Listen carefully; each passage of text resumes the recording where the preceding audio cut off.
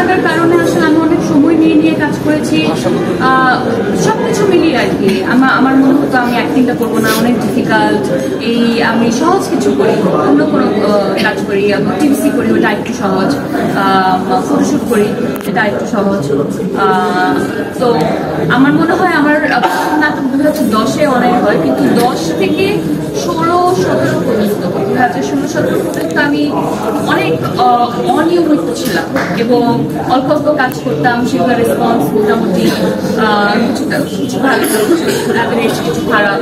তো ওই সময়টাতে আমি যদি এর আরো আগে সিরিয়াস হয়ে যেতাম, তাহলে হয়তো বা এখন এই পর্যায়ে এসে আমার ক্যারিয়ারে ভালো কাজের সংখ্যাটা একটু বেশি থাকতো।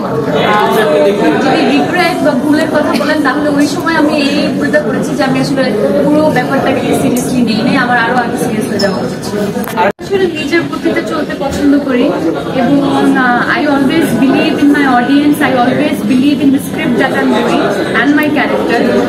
সময় সুযোগ আসলে এগুলো যদি অনেক ক্যালকুলেশন করি তাহলে কি হয়, ক্যালকুলেশন মাঝে মাঝে ওয়ার্ক করে যায়, মাঝে মাঝে ওয়ার্ক করে না। অনেক ক্যালকুলেশন করে অনেকেই অনেক কিছু করেছে, সবাই যে সফল হয়েছে তা না।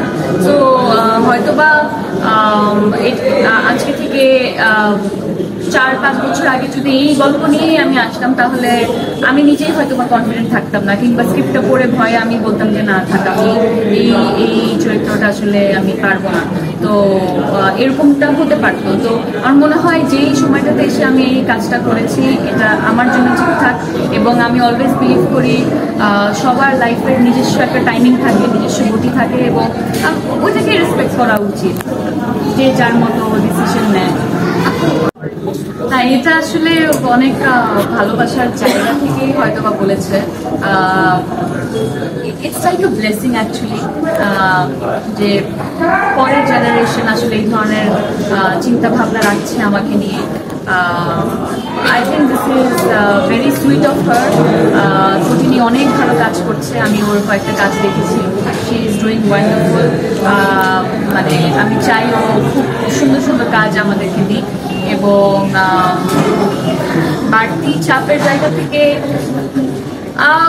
কিছুটা হ্যাঁ কিছুটা না, বাট আমি মনে করি আমি আসলে কোনো চাপ মাথায় নিয়ে বা এই ধরনের চিন্তা ভাবনা করে তো আসলে কোনো কিছু করিনি। এটা জাস্ট দর্শকের ভালোবাসার জায়গা থেকে হয়তো বা এই ধরনের কমপ্লিমেন্ট আসে, and I love the compliment. আমার সিনেমা করা নিশো ভাইয়ের আগে হয়েছে।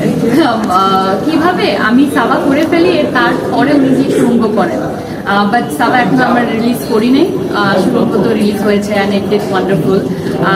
একসাথে কাজ, এখন আমি একজন আর্টিস্ট, আমি কিভাবে একসাথে কাজ প্ল্যান করবো বা কি করবো।